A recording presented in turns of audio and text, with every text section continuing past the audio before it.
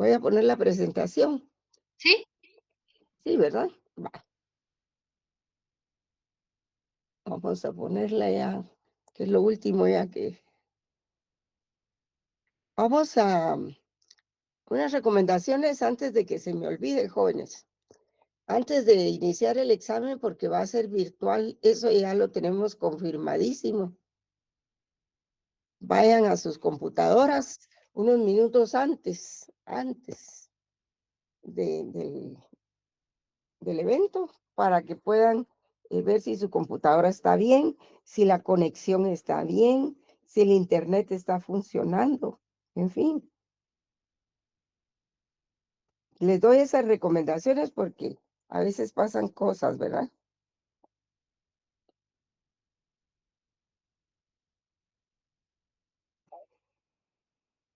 Entonces, ustedes tienen que prepararse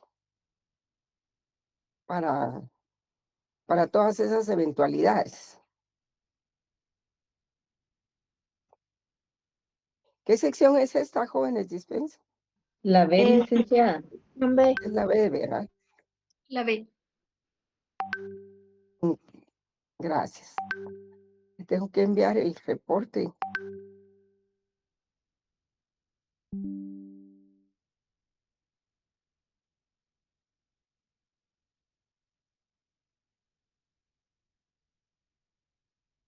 Bueno, vamos a ver entonces, ¿en dónde estábamos? ¿Se recuerdan ustedes? ¿Habíamos visto esto? En Por esa nos favor, quedamos, me licenciada. dicen. ¿Ah? Sí, en esa nos quedamos. Sí, en ese no. Ahí los que... Ah, muy bien. Es que es para continuar en ese mismo punto. Aunque eso es muy polémico, ¿verdad? Lo que estamos viendo realmente y el ejemplo de lo que está pasando con la universidad es algo que ustedes pueden apreciar simultáneamente que estamos dando la clase, porque es un evento que está pasando en este momento. Hay muchas protestas, hay, hay inamovilidad, los, digamos, estancamiento del organismo judicial en las resoluciones. No resuelven, no quieren resolver. Entonces, es todo un sistema coordinado para que no se pueda hacer justicia, ¿verdad? En estas cosas.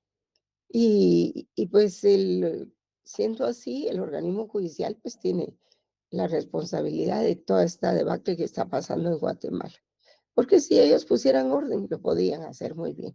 Si ellos respondieran a los amparos en el tiempo que les corresponde y no que lo dejen ahí para la historia de Guatemala, pues habría orden. Y todo el mundo pide orden, pero, pero no lo dan.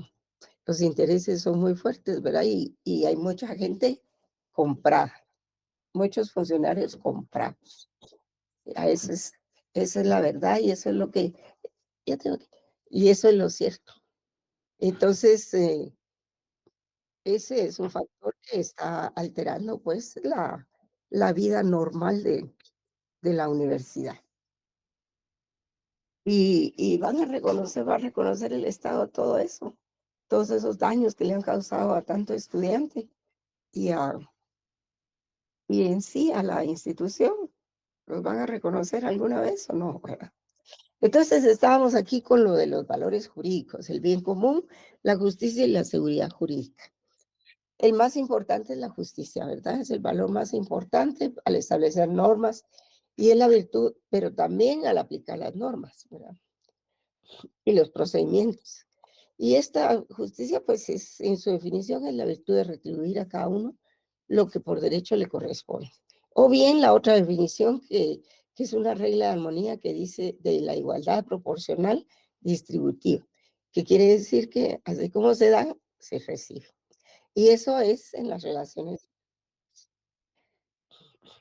Está la seguridad jurídica, que es la garantía de que se va a cumplir el derecho en un país, precisamente para proteger a la persona, a sus bienes, a sus derechos, de que no sean objeto de ataques violentos, ¿verdad? ¿Y para qué? Para que si se dan estos dos, se tiene acceso al bien común, ¿verdad? Y el hombre, para lograr sus fines individuales, necesita adecuarlos a la estructura de la colectividad. Así es de que esos son los tres valores ustedes pueden llamarles tres valores del derecho, o los tres valores de la filosofía del derecho, o los tres valores jurídicos. Por supuesto que hay otros valores, pero los que más importan por su generalidad e impacto en la sociedad son estos tres.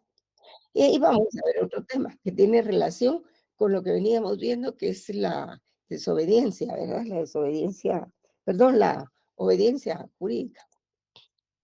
Entonces, como tenemos el libre albedrío, ¿verdad? Es una partecita que no podemos nosotros dejar de ver, aunque esto corresponde más a otras disciplinas. La filosofía no se le escapa nada, ¿verdad? Entonces tenemos el libre albedrío, que es la potestad que el ser humano tiene para obrar según considere y elija. Las personas tienen naturalmente libertad para tomar sus propias decisiones sin presiones, necesidades o limitaciones o alguna predeterminación divina tampoco, ¿verdad? Y entonces como esa que hablan del pueblo elegido, ¿verdad? Y entonces el libre albedrío se diferencia de la libertad en que conlleva la potencialidad. Fíjense que la potencialidad no se ha desarrollado, pero está en potencia. La potencialidad de obrar o no obrar. De ahí que el libre albedrío se extienda a otros ámbitos de vida del ser humano, como la religión, la filosofía, el derecho en diferentes regiones y etapas históricas. Tenemos también el libre albedrío en filosofía, que, bueno, pero vamos a ver esta parte aquí. Se diferencia de la libertad en que conlleva la potencialidad de obrar o no obrar. Y esa es una libertad que tenemos, una libertad relativa, pues porque tenemos todo el ordenamiento penal, ¿verdad? ¿Qué es lo que es ilícito? ¿Qué es lo que es ilegal? ¿Qué es lo que es antijurídico? Porque el libre albedrío se extienda a otros ámbitos de vida del ser humano, como la religión, la filosofía y el derecho en diferentes regiones y etapas históricas. Ya vimos que aquí no vamos a ver la historia, ¿verdad? Porque definitivamente la historia les queda a cargo a ustedes. El curso es de filosofía del derecho, no nos da tiempo en tampoco, y sobre todo este semestre, a desarrollar la parte histórica, ¿verdad? Eso es porque también la historia es algo así como anecdótico, ¿verdad? Y quién escribe la historia, ¿verdad? Pues no sabemos. Generalmente dice que son los que vencieron. Entonces, nunca está uno seguro de que si la historia que le contaron es verdaderamente esa o no, ¿verdad? Entonces, por eso en este curso no desarrollamos la historia. Y entonces preferimos hablar de manera filosófica. Entonces, el libre albedrío en filosofía podríamos decir que es elegir entre el bien y el mal. Pero ¿quién dice qué es lo bueno y lo malo? A ver. Porque el libre albedrío en derecho, pues es el fundamento legal para el castigo de los delincuentes.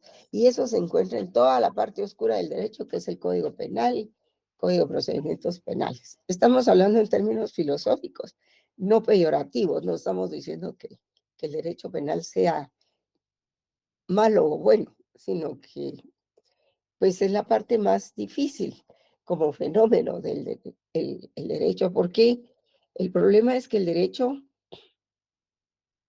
tiene sus diferentes facetas y figuras, ¿verdad? Encontramos en el Código Penal todas las hipótesis de lo que podía ser una conducta eh, antijurídica, ilegal, en fin, de todo tipo. Y tiene su correspondiente castigo para las personas que puedan entrar en el ámbito de esa figura delictiva, ¿verdad? Entonces, para decir entre el bien y el mal, bueno, La moral social hace la conciencia social.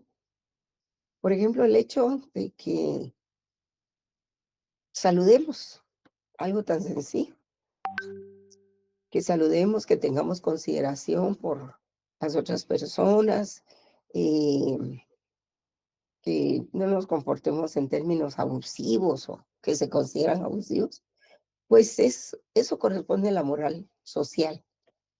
Y la moral social hace a la conciencia social, hace al individuo en lo particular, porque la sociedad sí se lo está mandando, que es el ser social.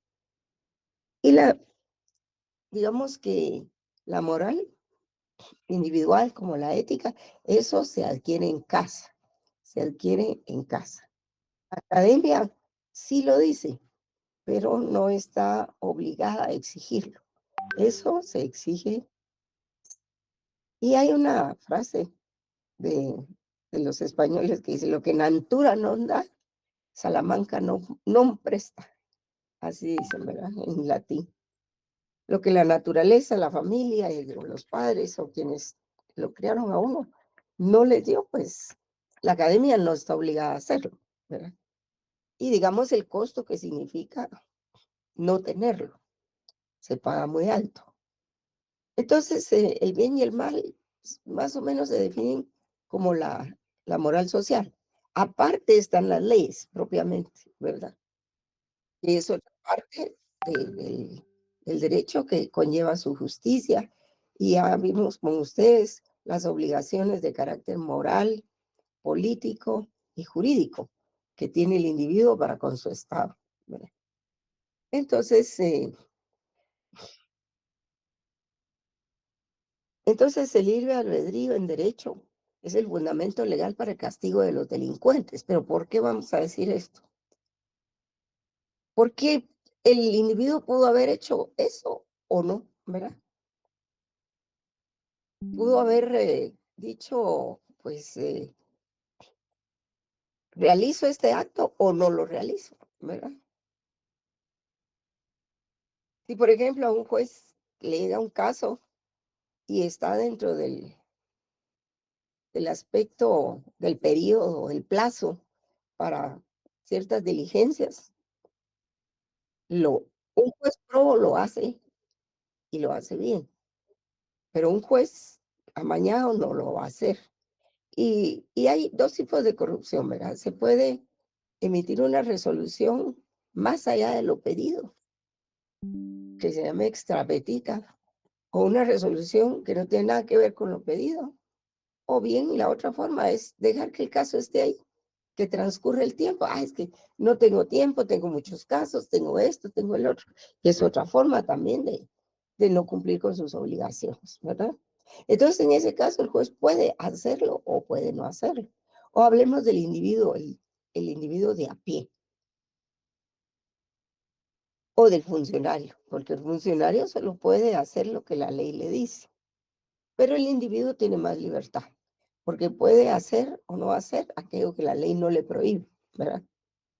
Entonces, la responsabilidad jurídica es la imputabilidad jurídica de un hecho jurídico causada por la culpabilidad, dolosa o no, de la persona o por el simple acaecimiento del hecho desligado de la culpabilidad, que recae en la responsabilidad objetiva. Estos nombres, pues, son dados por los juristas y ellos abundan mucho en todos esos conceptos. Pero entonces, también, a la vez de que existe el sujeto que pudo haber hecho esa conducta, pero no, entonces supone también el nacimiento de obligaciones para el imputado y de derechos para el sujeto que esté en posición de reclamarlos. ¿Quién sería? Pues la víctima, ¿verdad? Y entonces, por eso se dice que la responsabilidad jurídica tiene tres requisitos. El acto del individuo, el deber ser, o sea, lo que dice la ley que tenía que hacer, lo hizo, probablemente no lo hizo. O si en el cumplimiento del deber cometió un delito, en cuyo caso es doloso. Por ejemplo, los accidentes de tránsito, ¿verdad? Cuando no se está ebrio, que los frenos fallaron, que no vio las luces o que las luces lo impactaron, y se fue a chocar, en fin, y que produjo algunos daños. Y la infracción, ¿verdad? La infracción o el daño producido. Entonces, los tipos de responsabilidad jurídica. Por ejemplo, está la responsabilidad penal, que es aquella en que se incurre ante las leyes por la comisión de actos delictivos basados en el dolo o voluntad de hacer daño o de quebrantar la ley. La persona es susceptible de ser juzgada y eventualmente condenada a sufrir una pena. Eventualmente, o la relación entre la sentencia y el castigo es contingente, puede que se dé, puede que no se dé. Porque puede ser que el individuo se escape de la cárcel, como ha ocurrido, ¿verdad? O puede ser que el obligado se muera, o puede ser que haya una conciliación, si es que es posible, ¿verdad? También hay responsabilidad penal para el que cometió el delito, pero hay una responsabilidad administrativa que deriva de las actuaciones u omisiones de los funcionarios. El Estado está obligado a indemnizar los daños que cause por su actuación, ya sea legítima o ilegítima, normal o anormal, lícita o ilícita, ¿verdad? ¿Quién le va a pagar a todos estos estudiantes que fueron expulsados de la universidad el año pasado? ¿Quién les va a pagar los daños que sufrieron por que ya iban en los últimos años ya para graduarse y fueron expulsados por A o por B o por C? ¿Quién se los va a pagar? Salvo fuerza mayor, los delitos prescriben hasta 4 años después de dejar el cargo. Pero no, no los delitos, algunas figuras que no son delitos propiamente, es responsabilidad administrativa. Por ejemplo, el hecho de que deje de pagar el IUSI por 20 años.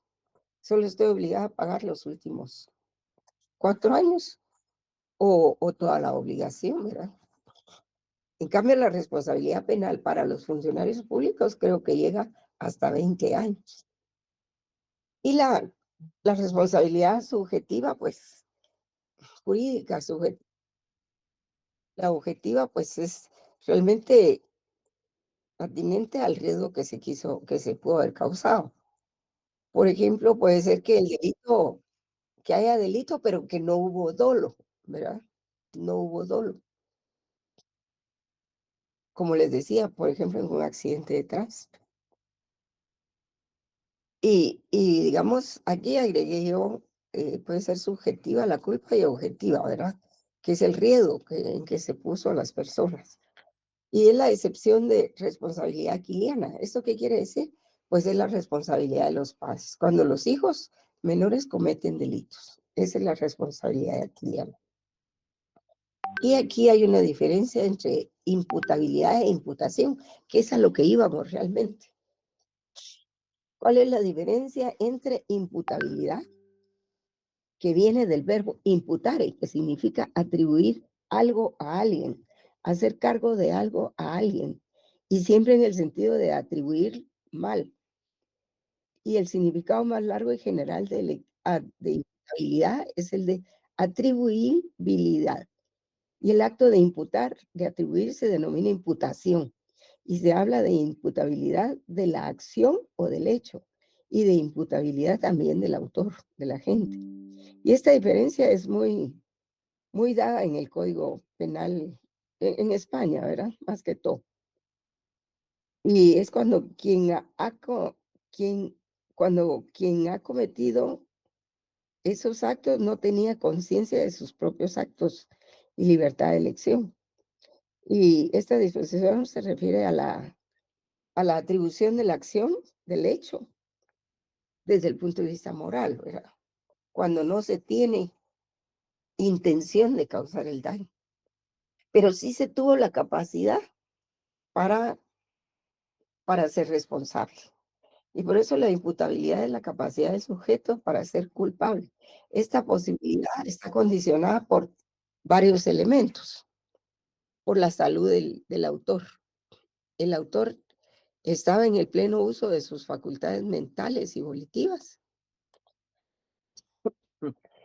tenía madurez espiritual, era mayor de edad, por ejemplo, era un menor de edad, para valorar correctamente los deberes y de obrar conforme a ese conocimiento. Entonces, si eso se daba, es que es imputable. Ahora, si aparece que por cuestiones de salud cometió un hecho, o si no estaba suficientemente, digamos, estaba no tenía defensa, tenía que hacerlo.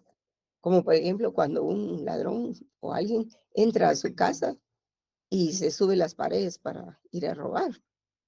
Entonces, en estado ¿cómo se llama eso? De la legítima defensa. Cuando no se tienen medios, otros medios para poder defenderse, ¿verdad? También esa es una causa de inimputabilidad, ¿verdad? Pero la imputabilidad en sí es la capacidad del sujeto para ser culpable.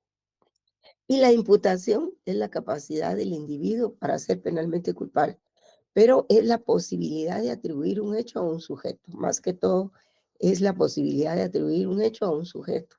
En nuestro derecho, el término de imputación se utiliza más en forma general, como todos los extremos necesarios para llegar a sancionar o a penar una conducta determinada, ¿verdad?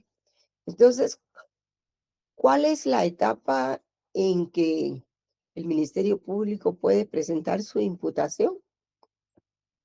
A ver, jóvenes, quién me dice eso?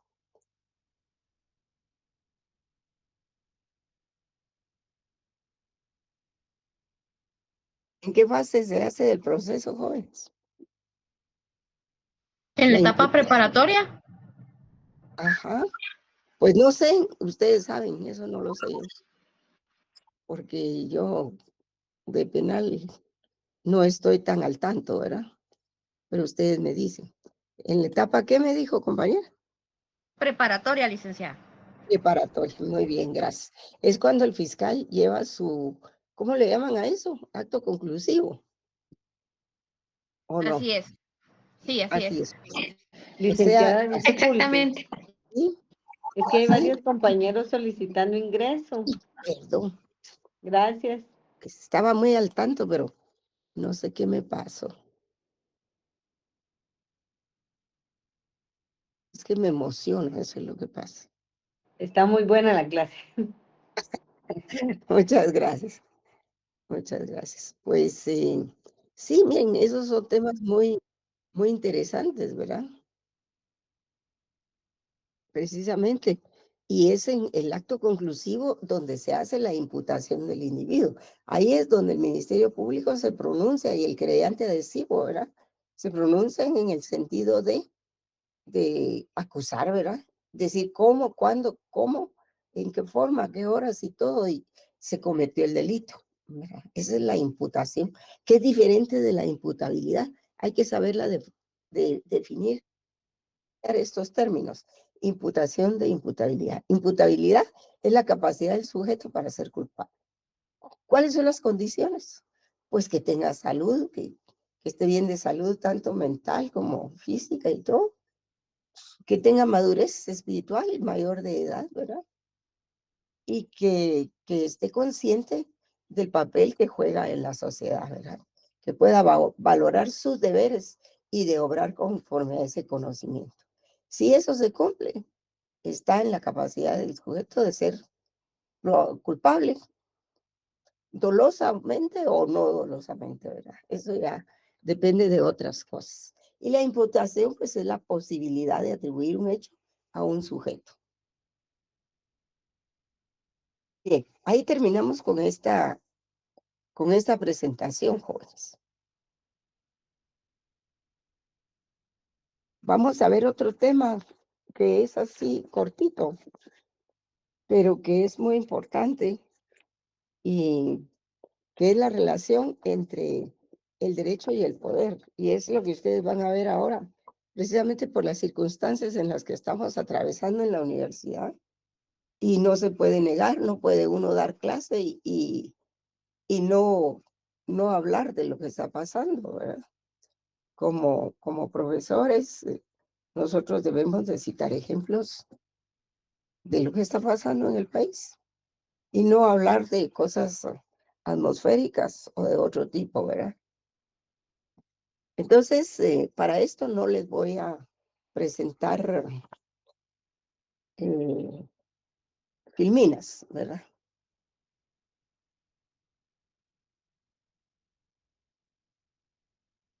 Vamos a ver.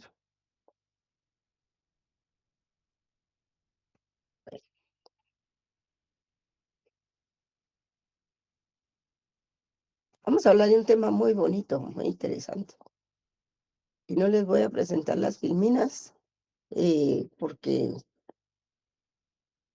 veo que los alumnos se basan solo en las filminas y a veces las filminas tienen errores o no están completos los conceptos o, o se centran más en eso que en la explicación.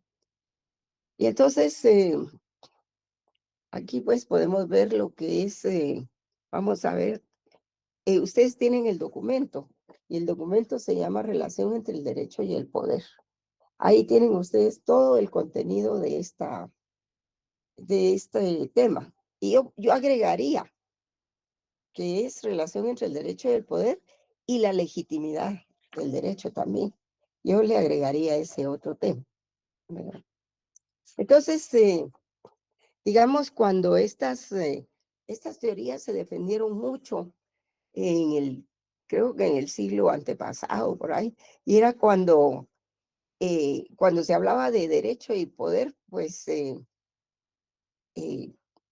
trataba de ver si tenían vinculación o no, o si eran materias separadas y diferentes.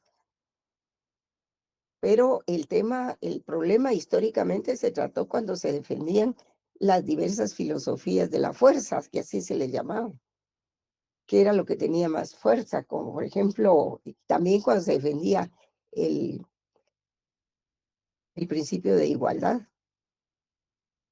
de Hugo Grocio, de Juan Jacobo Rousseau, de Thomas Hobbes, en fin, de tantos filósofos de la modernidad, también tantos de la antigüedad, ¿verdad? Por ejemplo, cuando se defendían estas filosofías, e incluso de la antigüedad como Platón, ¿verdad?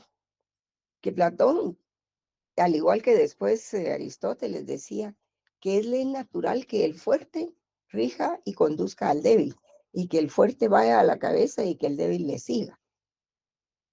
Entonces nosotros nos hacemos la reflexión, si eso todavía es, es realidad, o si eso es verdad o no. ¿Ustedes qué piensan? A estas alturas ya no, antes de que me contesten. Y para eso, para poder igualar el poder del débil frente al fuerte, es que se apareció el estudio del principio de igualdad. Ustedes saben que Hugo Grocio tiene más de 7 volúmenes acerca del principio de igualdad, pero volúmenes. También lo tiene Juan Jacobo Rousseau, el autor del Contrato Social. Y todos esos filósofos también, Montesquieu, John Locke, y todos esos filósofos de la modernidad.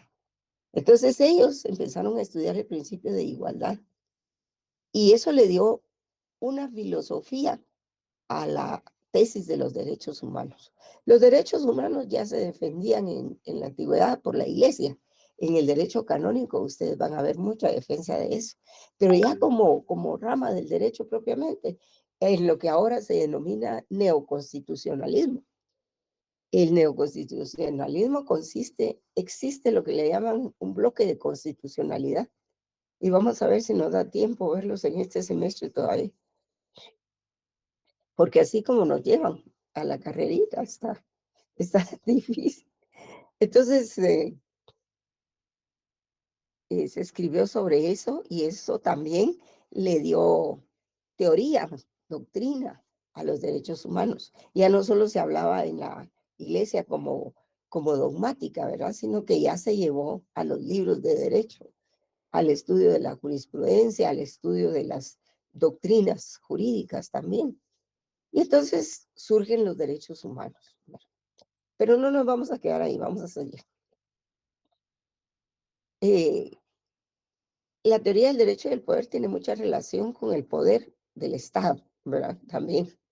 Y Marx tenía mucha claridad acerca de eso, porque decía que el poder, perdón, que el derecho y el Estado siempre habían existido y que consideraban que esa existencia había surgido al mismo tiempo y por las mismas causas, ¿verdad? Él siempre lo tuvo claro.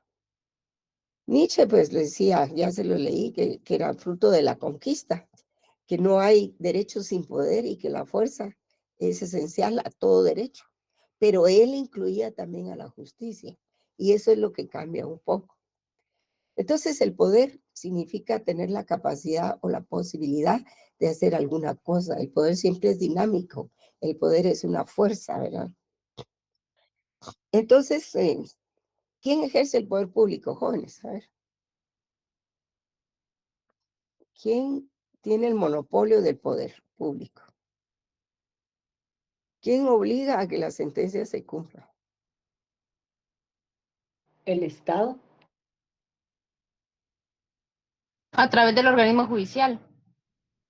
Sí, sí, a través del organismo A judicial, través de las cortes. a través de las cortes, sí, ajá.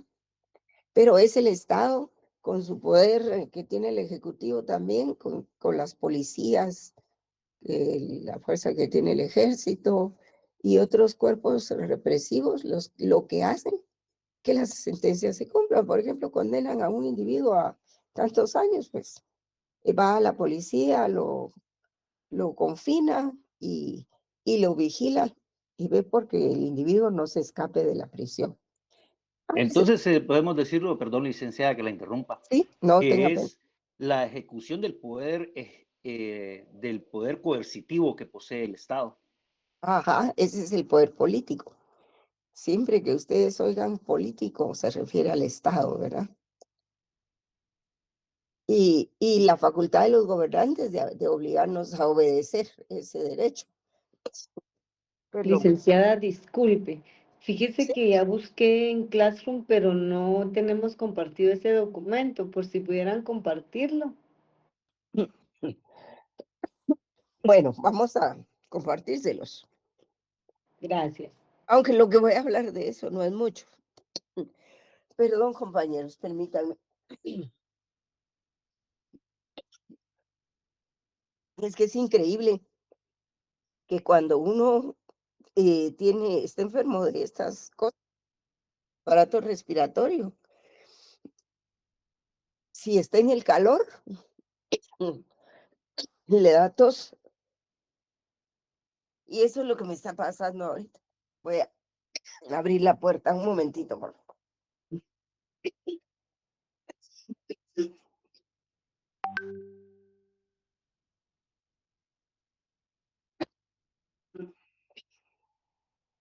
Es que me da mucha tos y calor.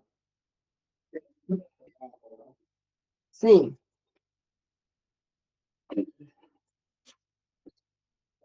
Entonces, el poder significa tener la capacidad o posibilidad de hacer alguna cosa. Como fenómeno humano tiene que ver con el poder político, ¿verdad? Con la forma como se da el poder a través del derecho en las sociedades, ¿verdad? Tiene que ver con el poder político. Hay muchos grupos que tienen intereses y que lo que hacen es que legitimarlos a través o legalizarlos, mejor dicho, a través de acciones legislativas, ¿verdad? Dictar una ley, en fin. Por ejemplo, con esa ley de competencia que al fin, se cumplió con ese requisito internacional, porque había que hacerlo. Pero ¿de qué nos sirvió si después lo desmantelaron en cuanto a su organización? Totalmente desmantelado. Entonces están ahí los individuos, ¿lo van a cumplir? Vamos a ver, ¿verdad?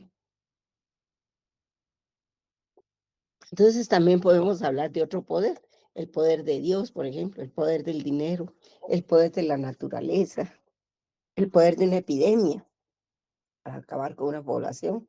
Y así, vean, se utiliza el poder de una tormenta Y se utiliza también la palabra poder en sentido metafórico, ¿verdad? Como algo capaz de obrar, producir efectos, pero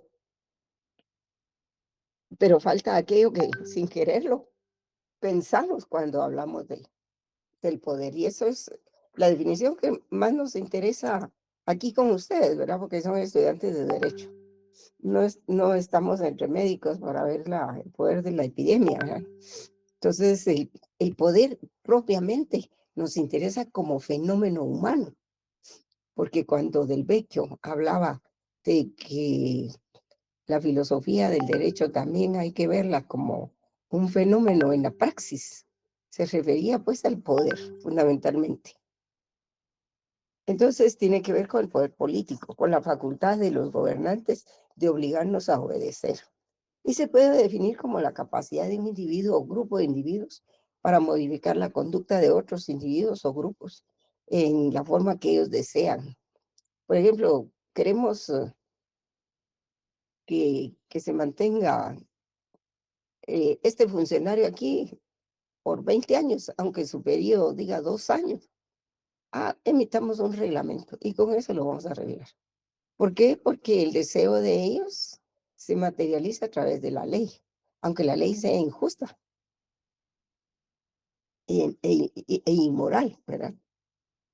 Entonces se trata de impedir que la propia conducta sea modificada en la forma en que no es conveniente, ¿verdad? Entonces el poder puede ser entendido como capacidad, como puede estar también fundamentado en el consentimiento de los obligados, porque el derecho, pues, todos lo cumplimos. Y en muchos casos por el consentimiento, ¿verdad?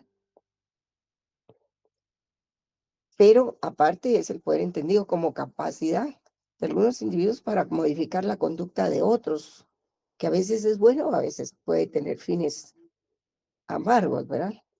Y el poder como una característica ineludible de las relaciones sociales.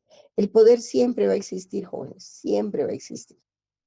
Ya decía Eduardo García Maínez, ¿verdad? El derecho es un sistema racional de normas sociales de conducta, declaradas obligatorias por la autoridad. Ahí está el poder. Por considerar las soluciones justas, pero aquí va la justicia, a los problemas surgidos de la realidad histórica. Y así se ha hecho per secula seculorum por todas las leyes, ¿verdad? Pero ahí va el amañamiento. Cuando una disposición legal es por fines aviesos o de un solo grupo, ¿verdad? Entonces se impone por el poder que se tiene. Pero ese deseo de hacer eso se legaliza en una norma, eso es lo peor. Entonces se vuelve derecho obligatorio. ¿Y qué hacemos ahí? Impugnarlo. Y si los jueces no quieren actuar, ¿qué hacemos? Presentamos un amparo.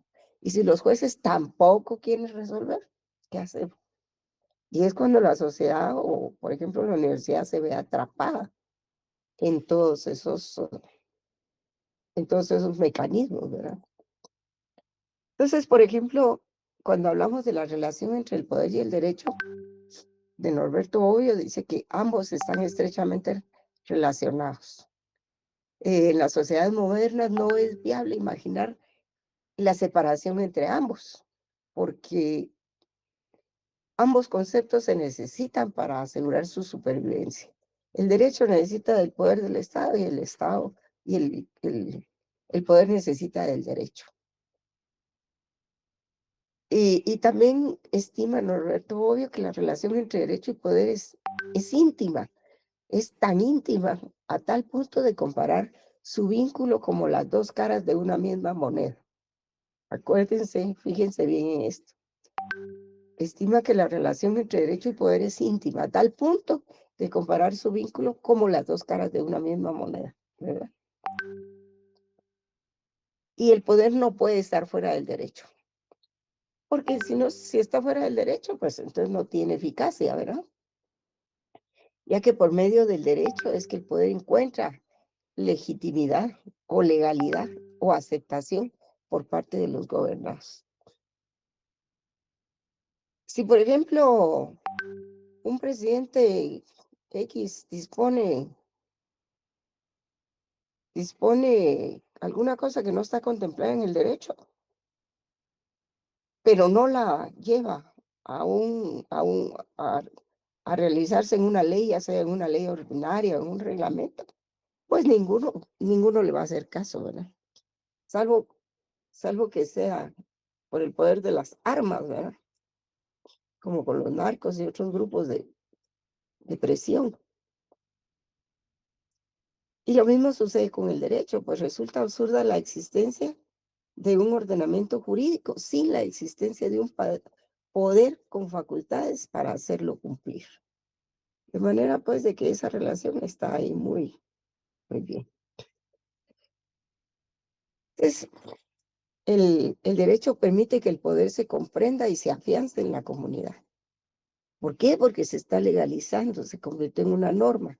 Un interés que un grupo tenía, lo hace, se aprovecha de su poder, ahí sí, de su poder dentro del Estado para hacerlo ley. Y al hacerlo ley se vuelve obligatorio. Y por medio del derecho el poder adquiere legitimidad y legalidad, actuando mediante las leyes previamente establecidas. Así el poder puede ser justificado. Y el poder deviene legítimo a través del derecho, mientras que el derecho deviene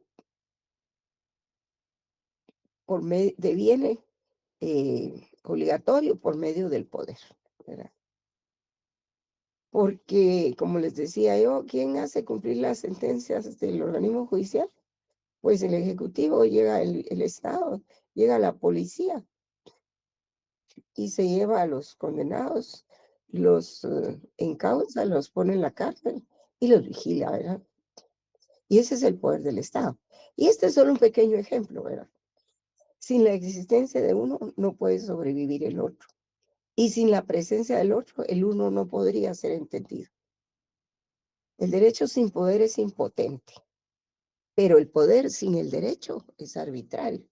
¿Cómo me van a decir a mí que ahora voy a hacer tal cosa si no está contemplado en las normas, en las leyes? Eso es arbitrario. Eso no puede obedecerse. Es lo que dice todo el mundo, ¿no? Y la legalidad, pues, permite asumir que el poder es detentado por quien está llamado a ejercerlo, aunque lo haya hecho por medios fraudulentos, ¿verdad? Y entonces, si bien el poder y el derecho son dos caras de una misma moneda, no es viable, fíjense bien en esto, no es viable considerar que ambos se encuentren en un mismo plano de condiciones, por supuesto. El poder siempre se va a encontrar por encima del derecho legislado e impuesto por el poder. Por ejemplo, miren el poder de la SAT, ¿verdad? ¿Qué pasa con el poder de la SAT? Pues pasan muchas cosas, uno no cumple una obligación tributaria, pues tienen el poder de cerrarle el negocio, tienen el poder de multarlo, tienen el poder también de llevarlo a la cárcel por incumplimiento, evasión de impuestos, en fin, ¿verdad? Y pues de eso se trataba esta otra parte, ¿verdad? El poder se encuentra por encima del derecho legislado e impuesto por el poder. Y aquí nos vamos a quedar con la clase. Ya no quiero atiborrar las demás cosas. Eso era todo sobre la relación entre el derecho y el poder. Y les voy a dar algunas recomendaciones para que se examinen. Jóvenes, no se hagan bolas. Ustedes a veces piensan en cosas que uno no está preguntando. En cosas que uno no está preguntando. Por ejemplo, se ponen a preguntar o se ponen a complicarse la vida con el texto de las preguntas. Yo no sé cómo voy a hacer el examen. Pienso que lo voy a hacer de falso y verdadero. Pero eso sí, hay que fijarse bien en los términos, en la forma de reacción de la pregunta. No hay que pensar en que es muy complicada en la estratosfera y todo eso, no. Hay que pensar en la lógica, lo lógico. Si la pregunta es falsa, por ejemplo, tendrá un elemento de falsedad dentro del texto de la pregunta. Y si la pregunta es verdadera, pues ustedes recordarán sus textos, las clases, las filminas, todo lo que oyeron de ese punto, de ese tema. Así que no hay pierde. Lo que hay que tener es calma y lógica. Y la otra cosa es de que lleguen a tiempo a su computadora, que la enciendan con unos 10 minutos antes de la fecha de la hora programada, ¿verdad? Y que estén pendientes del examen, tanto del inicio como de su finalización, porque ustedes pueden seguir trabajando el examen, pero si el tiempo se les acabó, ya esos resultados no van a ser aceptados, ¿verdad? Se acabó y se cortó el tiempo, aunque el formulario les quede ahí. Eso hay que tener mucho cuidado. Llegar a tiempo. Si están en su casa, pues será más cómodo para todos y nos evitamos los exámenes extemporáneos, ¿verdad? Pero yo les recomiendo eso. Tomen sus medidas, cálmense si están enfermos o pidan permiso el día del examen o lo que sea, ¿verdad? Para no estar en carreras, en confusiones y todo eso. Bien, mis queridos alumnos, voy a... No sé si alguien tiene alguna pregunta que sería muy importante. Profesor Kimber, disculpe, el texto del poder y el derecho, aunque no es necesario realmente, con la clase es suficiente, porque ese punto es mucho más extenso. Yo lo único que les di es un par de tips ahí nada más. Pero Licenciada, perdone, yo creo que ese documento no lo hemos enviado. no lo hemos enviado. Ah, bueno.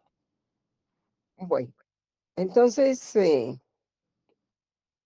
vamos a ver. Pero el examen versa desde las corrientes filosóficas hasta el punto que vimos hoy, ¿verdad? Del libre albedrío. Puede que les ponga una pregunta de esto que les estoy preguntando, pero no les estoy dando el tema completo, ¿verdad? Solo quise plantearles esto para que ustedes lo tengan presente en este momento, sobre todo por los acontecimientos que pasan en la universidad. Sí, Rosemary, ¿usted me quería hacer alguna pregunta? Sí, licenciada, buenas noches. Es que yo encontré algo sobre el tema del poder y la justicia, pero en un documento que se llama El derecho y la construcción de las teorías. Ah, es que ese es el punto cuarto. Ese es el punto cuarto. Y es ahí donde vamos a hablar de eso, ¿verdad? De la, digamos, de las corrientes del derecho no, perdón, del aporte del derecho que ayuda a la construcción de las teorías de la justicia. Sí, alrededor de esto se ha escrito mucho. La justicia y el derecho. Sí, pues podría, pero acuérdense que estamos hablando del poder, no estamos hablando de la justicia. Eso no excluye la justicia, por supuesto. Pero el texto que usted encontró se llama El derecho y la justicia, ¿verdad? Y de lo que yo estoy hablando es del el derecho y el poder. Hay que hacer esa distinción, ¿verdad, jóvenes? Hay que, y mire qué bueno que planteó eso, porque es importante fijarse en los términos. No es lo mismo hablar del derecho que del poder. Y no es lo mismo hablar del poder que de la justicia. Son términos, pues, individuales, ¿verdad? Que se estudian en lo individual, aunque en las clases siempre están correlacionados. No puede hablarse del derecho sin hablar de la justicia y del poder, ¿verdad? Solo para fines didácticos es que se separan los conceptos, ¿verdad? Pero si ustedes vieran, por ejemplo, los diferentes términos para definir a la justicia, ¿verdad? Hay varios. Y hubiera querido contemplarlos en este examen, pero bueno, en 15 preguntas no se puede preguntar mucho realmente, salvo que les haga 30 preguntas, y eso no lo sé todavía. Pero sí, ustedes tienen que estar listos y ver las instrucciones de los exámenes. Ay, sí, por favor, lean las instrucciones de los exámenes, jóvenes, porque no leen las instrucciones. No saben cuánto vale cada pregunta, cuánto dura, en fin, todas esas generalidades hay que leerlas antes de contestar. Así es de que, pues yo deseo que todo les vaya bien. No sé si hay alguna otra pregunta acerca de eso, porque, bueno, es muy importante, ¿verdad?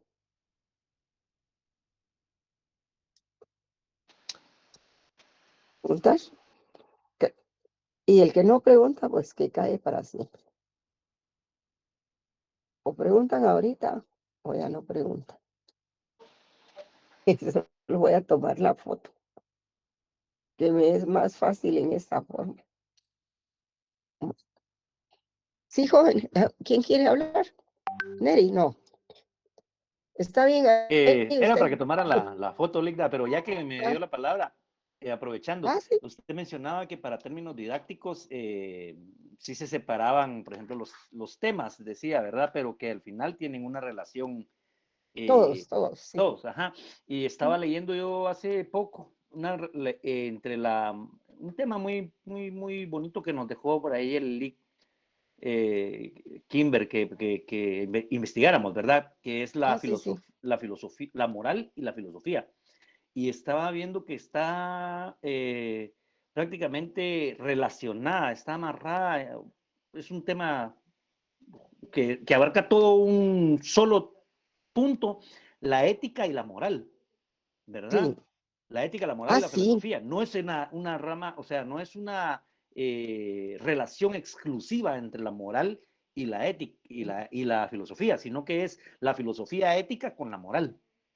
Sí, es que cuando se habla de la moral, se habla en términos de toda la sociedad, o sea, de la moral social, ¿verdad? Se asocia con la moral social. Sí. Por ejemplo, el hecho de que en Guatemala no se permitan las uniones entre personas del mismo sexo. ¿Eso a qué obedece? Algo moral, ¿verdad? Y A la bueno, moral social. la moral, ajá. En Pero México tampoco, sí se permite. Ahí sí está legislado. Aquí pero no. siento que aquí en ¿Por Guatemala qué? no lo Porque las podrían. sociedades son diferentes. Exactamente, ¿verdad? pero siento que también iría aquí en Guatemala que alguien ¿cómo lo quisiera legalizar? O sea, lo hace tal vez simbólico, digamos que simbólicamente lo puede hacer así como hicieron bueno, ahí no fue simbólico, lo hicieron en la embajada aquí en Guatemala, la embajada de México, como es territorio mexicano, pudieron realizar una boda de 2 mujeres, pero digamos que aquí, en territorio guatemalteco, alguien lo hace, aunque sea simbólicamente, porque no estaría cumpliendo, estaría violando la ley, sería algo antiético. O sea, habría Sí, sería, violación a la digamos, moral y a la la ética. moral social, algo inmoral, ¿verdad? De ¿Sí acuerdo con la ves? moral social. Y digamos, la parte de la ética, sí, tienes razón. Solo le expliqué la parte de la moral, ¿verdad? Que la moral social hace la conciencia social, o sea, la conciencia del individuo. Y entonces, si por ejemplo nosotros tenemos como costumbre que hay que saludar, por ejemplo, en cada actividad, o que hay cosas que no se permiten, entonces eso es lo que el individuo va a practicar. Ahora, en cuanto a la ética generalmente es individual, ¿verdad? Se refiere al comportamiento ético individual, de lo que pasa en el interior de la cabeza de una persona. Como les decía, el ejemplo ese, ¿verdad? Yo le debo 100 quetzales a usted, pero como no me los ha cobrado, no se los voy a pagar, ¿verdad? Pero eso es un comportamiento antiético, ¿verdad? A eso se Sí, refiere. pues. Y Exactamente. el derecho es muy lindo, es muy amplio, y la verdad que es una gran carrera. Exonerado entonces de examen, ¿verdad, Lita? 2014, ¿Por qué? 45.483 en mi carnet. Mire, pues, no le digo pues que eso es Yo también inmoral, es ocupo. antiético. Tienen que ser éticos en el examen. Y no se pongan a ver los textos en el examen porque pierden. Les Ay, digo que pierden. ¿Saben por qué? Porque el tiempo se les va en eso. Cuando ustedes sienten, ya pasaron los minutos, y el minuto en electrónico es más reducido que presencialmente. sí. Si ¿Cuánto en tiempo va, licenciada? Disculpe. presencialmente es una hora, en Gracias. electrónico es 20 minutos, 30 minutos, en fin, ¿verdad? Y tengan cuidado porque ustedes pueden quedarse con el formulario, pero ya el tiempo se acabó y ya no se permite enviar el formulario. A muchos les pasa eso. Se entretienen y se les olvidó enviar el formulario en el tiempo establecido. Que mire, licenciada, que yo no me tardé mucho, que no sé qué, eso ya está fuera de discusión. Está de abogado. Sí, patada de abogado, así es. Sí, bueno, jóvenes, pues no les deseo suerte porque ustedes tienen que estudiar, leer y analizar. Pero bueno, sí, un poquito de suerte, ¿verdad? Así es de que ha sido un gusto trabajar con ustedes hasta ahorita. Ah, y los trabajos, dice el profesor Kim, que se le entregan por correo electrónico, ya lo saben, ¿verdad? Gracias, Ahí, licenciada. sí, ya se les entregan por... Y ahí es donde tienen ustedes la posibilidad de equilibrar su punteo, ¿verdad? Así de que les deseo buenas noches y nos vemos el martes 14, como estaba establecido, joven. Ya les digo, lleguen unos 10 minutos, enciendan su computador, no dejen todo para última hora. Y si no, no vayan a trabajar el día del examen, ¿verdad? Que sería lo mejor. Hasta pronto, jóvenes. Entonces ya de la exonerada de examen, Gracias. no hablamos, ¿vale? Feliz noche. Buenas noches, Alicia, que Feliz noche. descanse.